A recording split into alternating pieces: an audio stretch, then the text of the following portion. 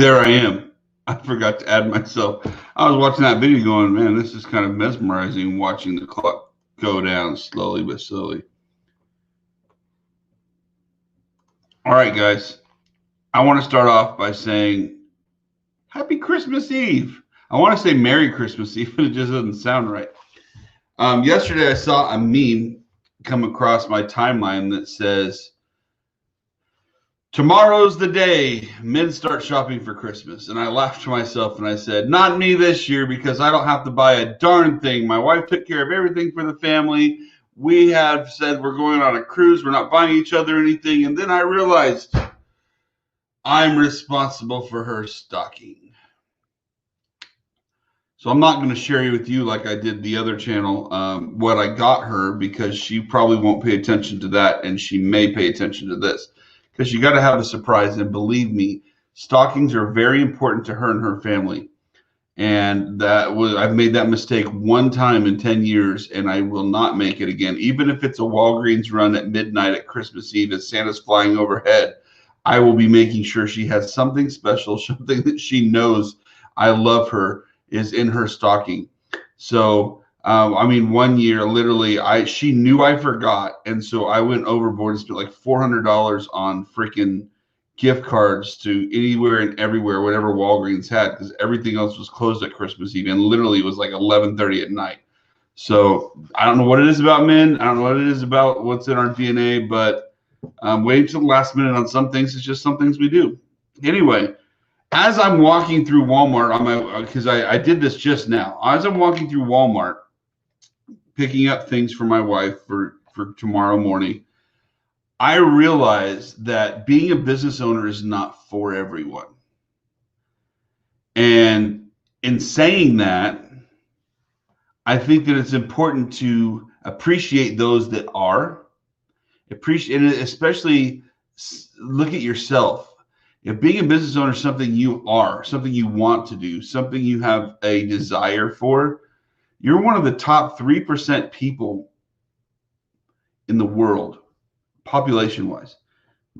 And I believe it's 3% of the United States because there's not very many. There are lots, but there's not nearly as many. We couldn't operate without workers. Don't get me wrong. And if everybody was a business owner, then it wouldn't work either. So I think there's a reason that God wired us in a way that we are wired. And everyone that knows me knows I'm wired way differently than most everybody else. But let's look at the word elite.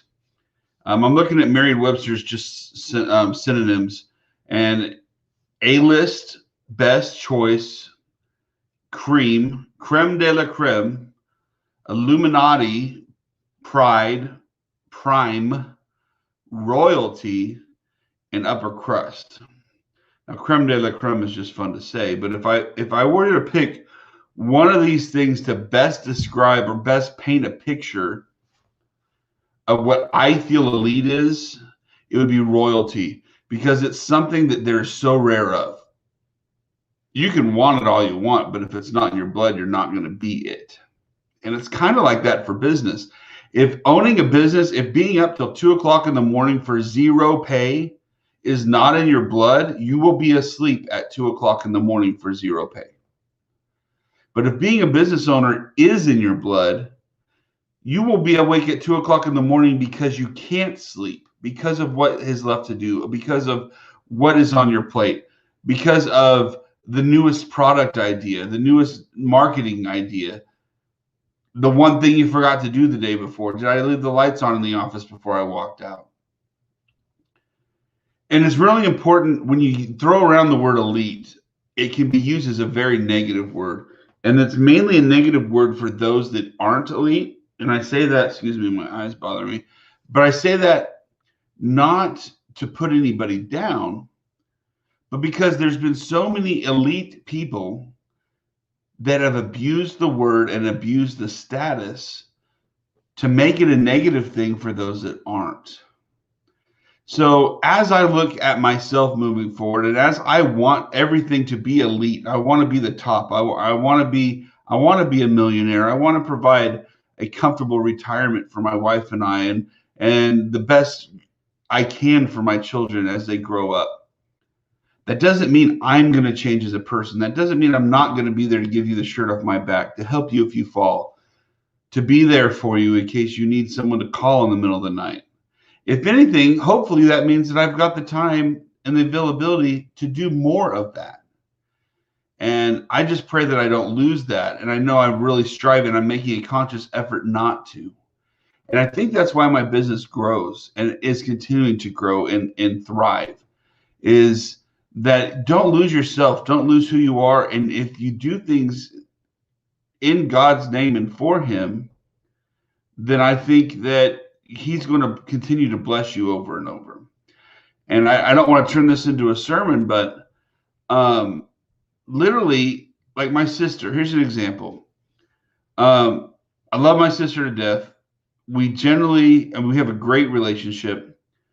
But if you look back over the last 30 plus years, without telling, I mean, everyone knows how old I am. I don't want to say how old she is because she's a woman. You don't tell people women's ages, but everyone knows I'm 40. She's younger than me.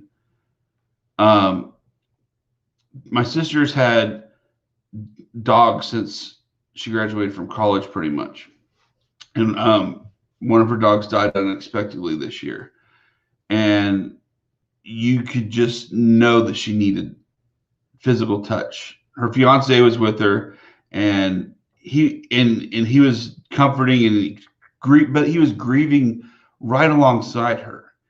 And that's what I love about Chell, is he's not just all in on my sister. He's all in on the whole package, which hats off to you, buddy, because I could not be all in on those dogs. But I love the dogs, and now I miss the dogs because it's that once the void's there, you notice it more. But I knew that my sister needed my mom. And I was in a position, because of me having this business, that I could just work all night the next night or over the weekend. And I drove up to Newton, grabbed mom, and we drove to Kansas City, took them out to lunch, jumped back in the car and drove home. But we were there to give her a big hug and let her know we loved her and that we're sorry she's going through that. To me, that's what being a business owner is you have the freedom to do things like that. So if anybody listening feels like you have that desire to be a business owner, contact me this next year, in the next day or two. I'll be happy to teach you everything I know. I'll be happy to help guide you through the processes of setting up a business and walking you through the struggles of being a business owner. It's not easy. It is fun. It is challenging, and it is an adventure, but it's far from easy. But you do get all kinds of different benefits that I don't have to ask for vacations. But I also don't know where my next bills are getting paid from sometimes either. But that's all part of the struggle. But it's so much more rewarding in the end when you know that you created something.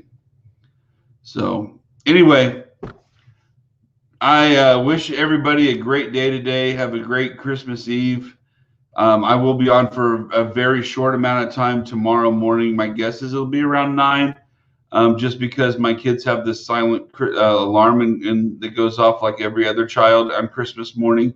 My guess is we'll be done opening presents by 7:30.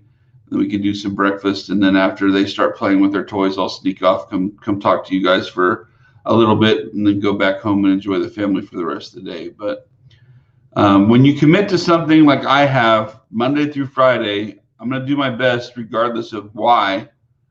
My message may be different, my mentality may be different, but I'll be here for you guys as long as I'm able. So have a great day, and don't forget, God loves you, and so do I. We'll talk to you guys tomorrow.